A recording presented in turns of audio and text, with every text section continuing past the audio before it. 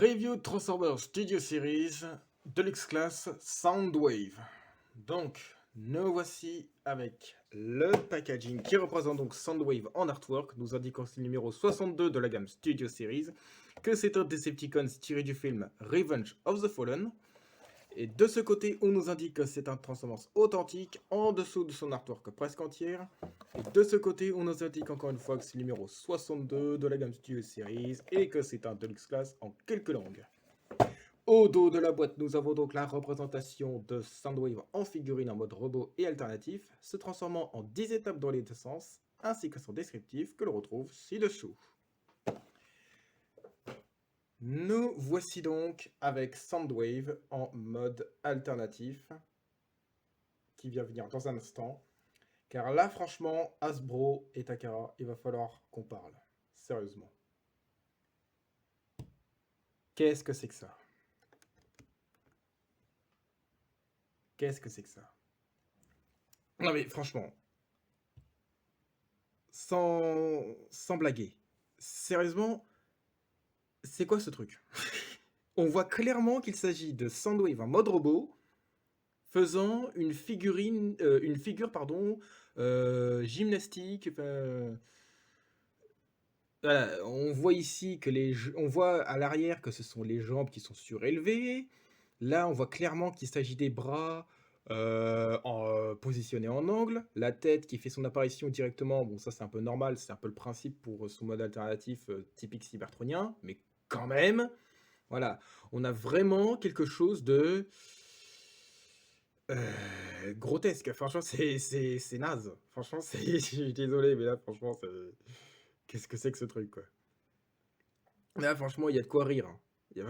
C'est vraiment une source de rigolade. Parce que là, franchement, un mode alternatif comme ça, on n'a jamais vu de tel, hein. C'est tellement mal fichu. Voilà, pourtant, les proportions sont bonnes. L'organisation est pitoyable. Mais les proportions sont bonnes, en tout cas, si on nous voit de profil. Voilà, hein, en tout cas, voilà, il y a un peu de volume, mais quand même, franchement, est-ce que ça en valait vraiment la peine?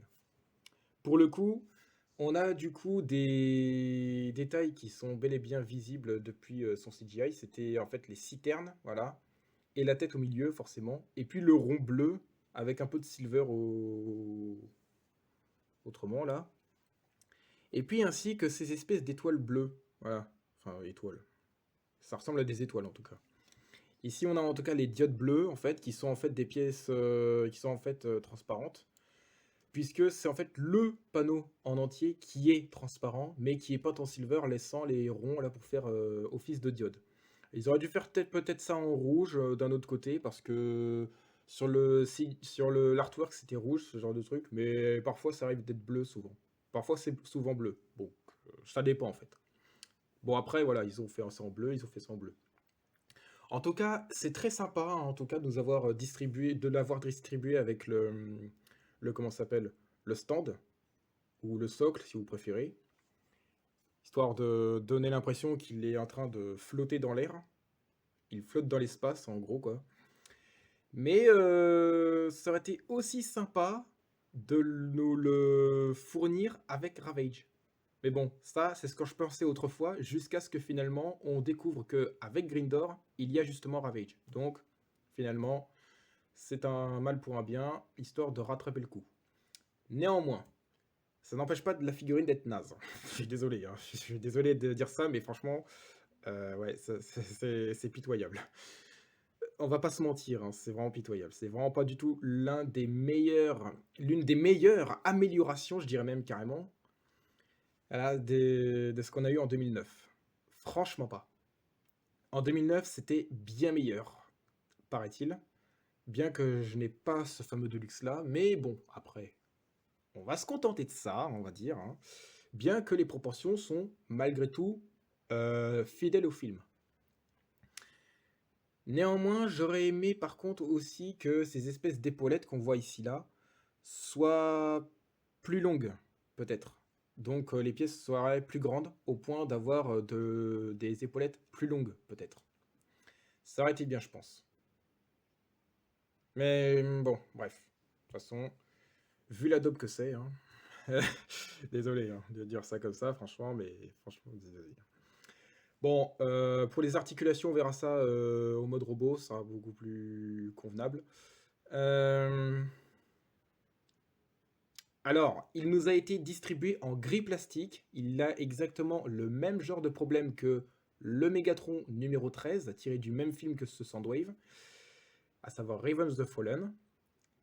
Il a été, enfin, tous les deux ont été exposés, chacun leur tour, en silver, voilà, en argenté, comme ceci. Hein.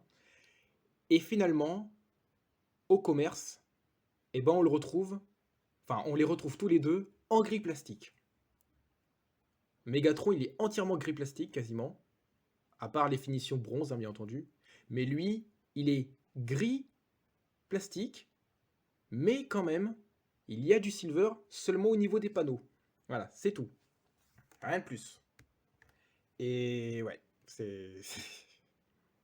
Bon, quoi qu'il en soit, à part ça, ben écoutez, comparaison, hein, du coup, avec Soundwave de Dark of the Moon, donc numéro 51 cette fois.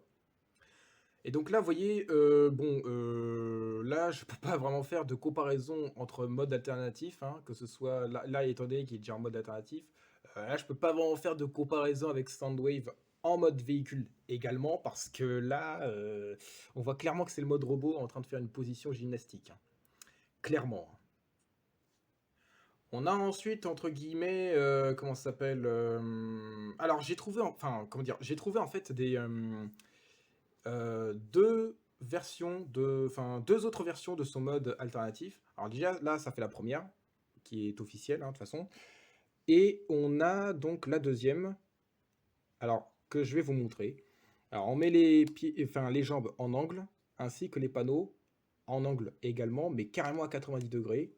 Voilà, possibilité qu'on ne peut pas faire de toute façon au niveau de la cheville, hein, de toute façon. Voilà, comme ça.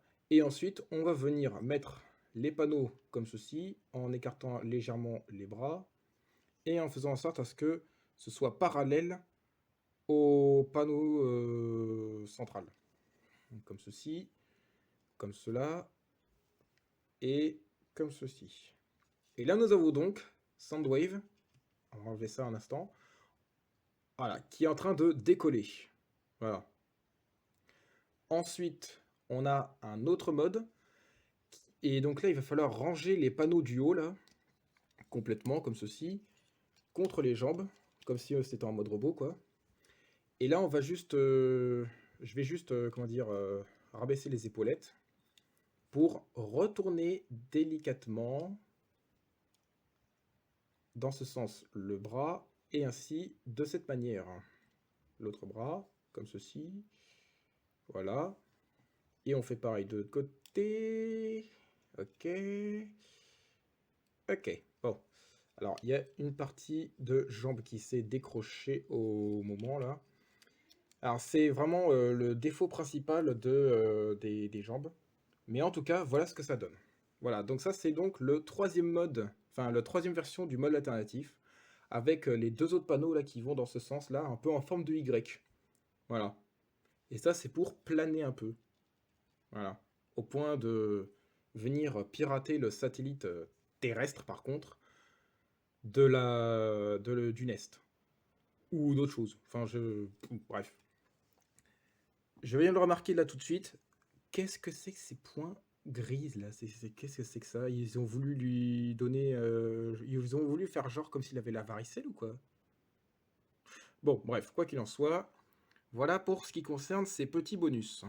Il est temps maintenant de passer à la transformation de celui-ci. Donc on va commencer déjà encore une fois par retirer le socle, voilà, enfin le retirer de son socle quoi, et mettre tout ça de côté. Donc on va pour commencer ranger les panneaux contre les jambes, hop, hop, voilà.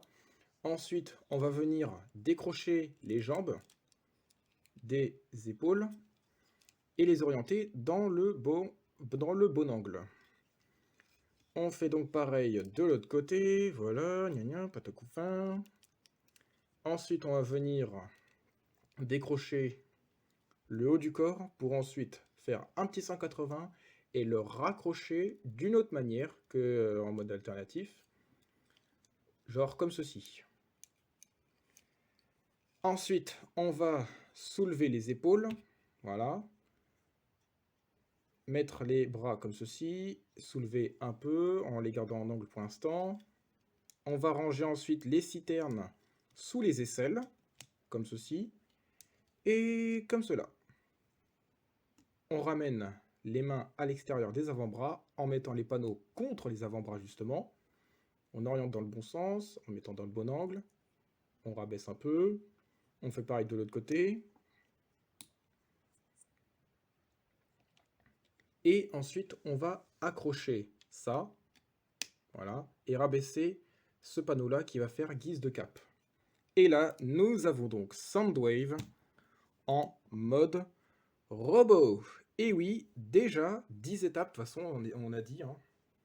Ça fait pas beaucoup d'étapes, hein, franchement. C'est tout simplement facile à transformer. Va donc savoir pourquoi.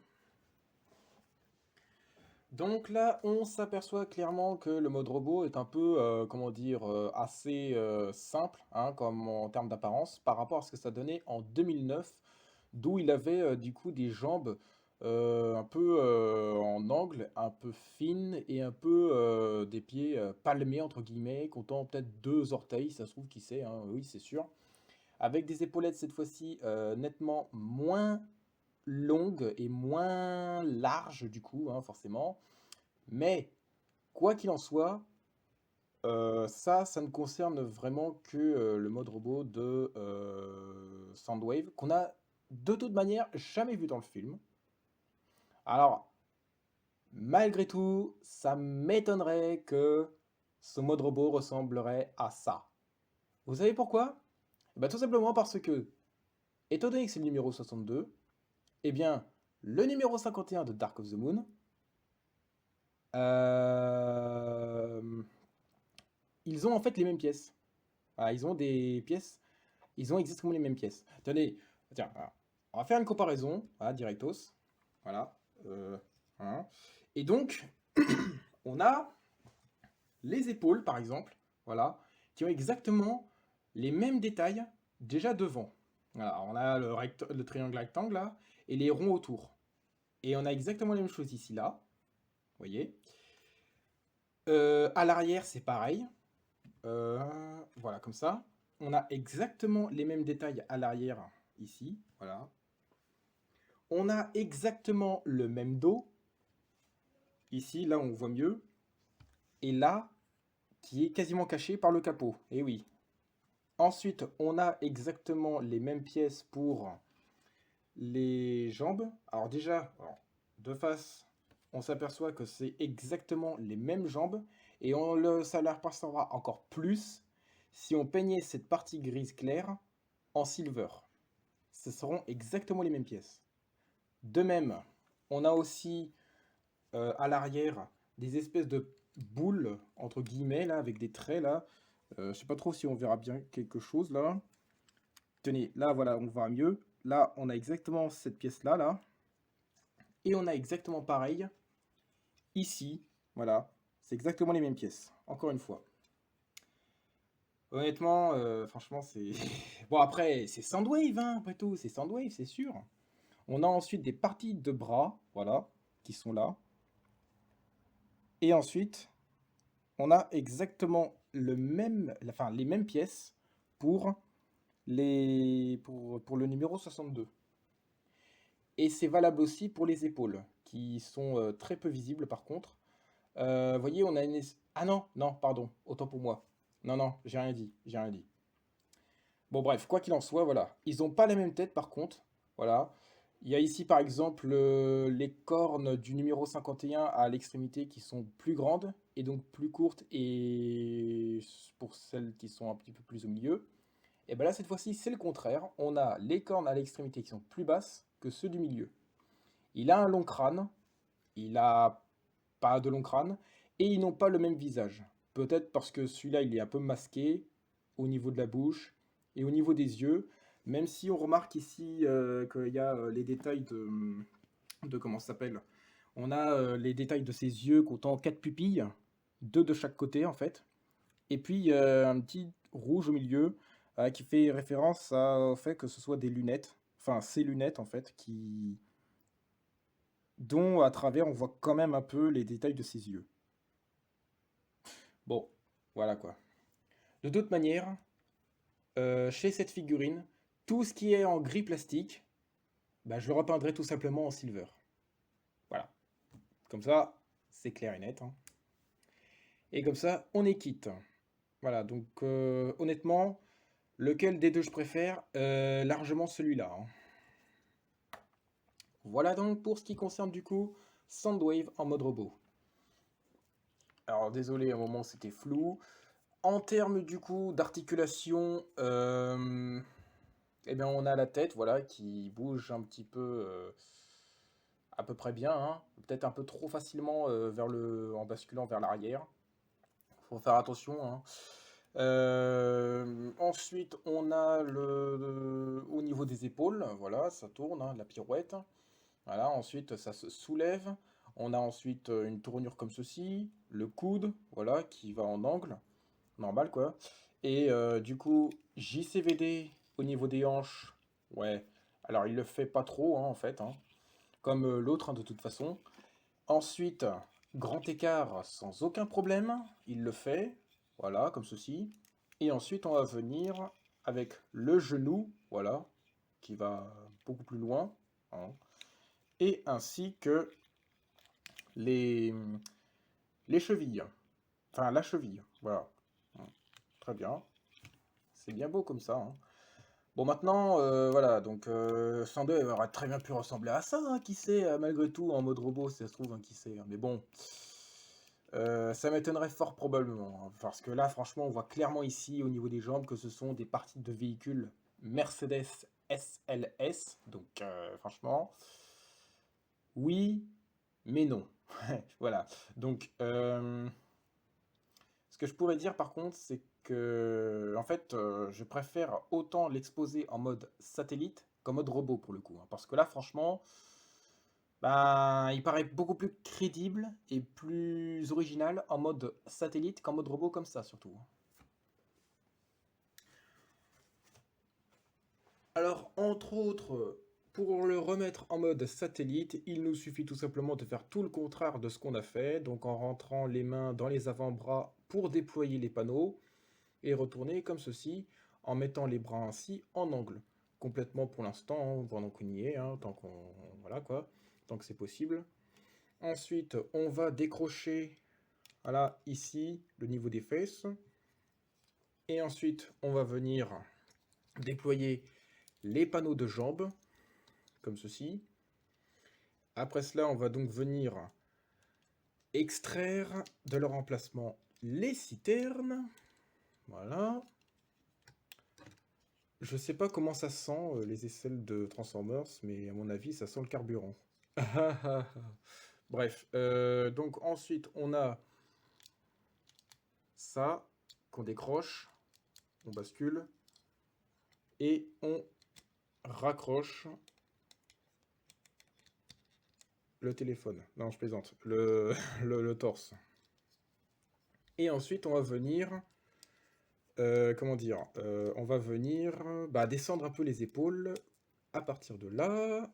Et l'autre, pareillement. Ok. Ah, bah décidément, il me fait des siennes, hein. Et là, on va venir orienter un peu les bras, les jambes, pardon, pour les accrocher sous les aisselles. Enfin, sous les épaules, plus exactement, plutôt, hein. Voilà, nickel. Et ensuite, on va venir installer les bras comme ceci. Voilà. Et on fait pareil de l'autre côté. Une fois cela de fait, on va venir remettre le socle sous Soundwave. Et nous revoici donc avec Soundwave en mode satellite. Moche.